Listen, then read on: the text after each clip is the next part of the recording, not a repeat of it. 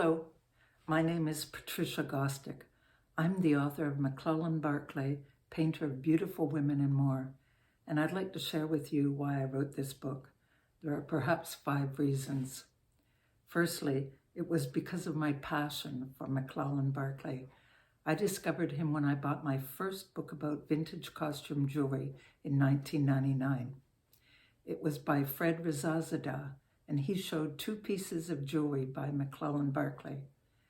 Fred said, "If ever you see jewelry by this man, buy it without hesitation, because it is not only rare, it is among the best costume jewelry ever made in America." I was hooked. Secondly, I wanted to tell McClelland's story. McClelland Barclay was born in St. Louis, Missouri on May the 9th, 1891, and he died in the South Pacific on July the 18th, 1943. He packed a lot of living into his 52 years of life. He was an illustrator during the golden age of American illustration, and his Fisher Body girls were seen everywhere. He was famous for his cover art and his interior illustrations in magazines such as Cosmopolitan and Good Housekeeping. But he did more than paint beautiful women. He was a sculptor, a fine artist, a naval artist. He designed women's fashion and camouflage schemes for boats and aircraft. He was among the highest paid illustrators of his era, and his name was everywhere. But he seems to have fallen through the cracks. His name is no longer remembered, or hardly. And I felt that based on the body of work that he had produced, that McClelland deserved recognition. Thirdly, I wanted to set the record straight, and this is the first biography about McClelland Barclay. When I started my research in the year 2000, there wasn't much written about McClelland Barclay.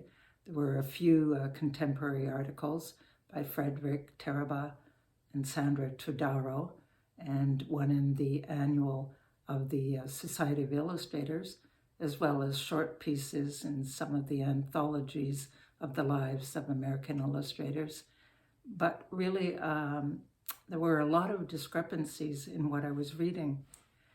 The Brunialtis first started writing and showing illustrations of jewelry by McClelland Barclay in 1997, and in 2005, I was the first to detail some of the aspects of his jewelry, but there were a lot of gaps in my knowledge about McClelland Barclay, and I felt that I needed first-hand sources in order to fill in some of these gaps and answer questions. So I started a rather long odyssey searching for information about this man, and I traveled to Rhode Island, Massachusetts, New Hampshire, Ohio, and even California. There were a lot of dead ends, but I was fortunate in that I discovered McClelland Barclay's memoirs. These memoirs are incomplete, but they gave me insights into this man that I would not have had otherwise, and they helped fill in some of the gaps. Fourthly, I wanted to share my discoveries, because in the course of my research, I made some discoveries that are really worth finding out about, because in 2006, for example, I met with Howard Weiner, the former CEO of Rice Weiner, the company that produced McClelland's jewelry. And Howard was able to tell me some things about McClelland Barclay jewelry that I reveal for the first time in my book. As well, I reveal information about McClelland's relationships with various women and the number of his marriages. There are some other firsts in my book as well. Fifthly, and finally, I wanted to pay homage to McClelland Barclay.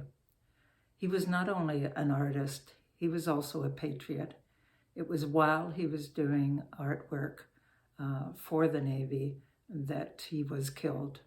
He was on a ship that was torpedoed during the Second World War because he wanted to show the war through the eyes of ordinary sailors. And it was while he was doing this work that he lost his life. And I felt that he really did, for all that he accomplished in many spheres, he did deserve recognition. And so I felt that a retrospective of his life would help paint the picture of this man.